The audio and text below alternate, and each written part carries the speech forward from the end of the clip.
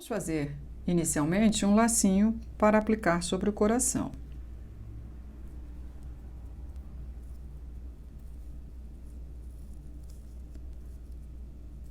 Um lacinho comum. Nosso lacinho então está pronto.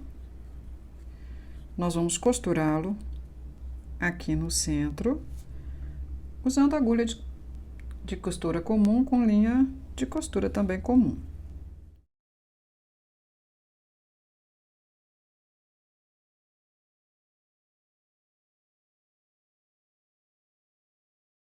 O lacinho está preso.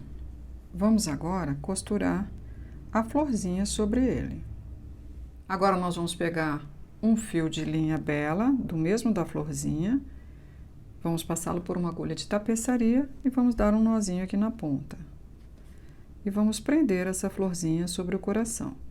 Nós vamos dar pontinhos apenas aqui dentro dessas alcinhas, não sobre as pétalas, elas vão ficar soltas.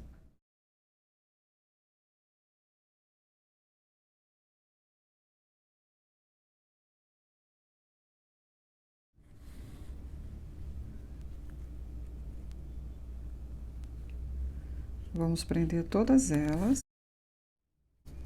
Todas as alcinhas estão presas, já podemos arrematar a linha.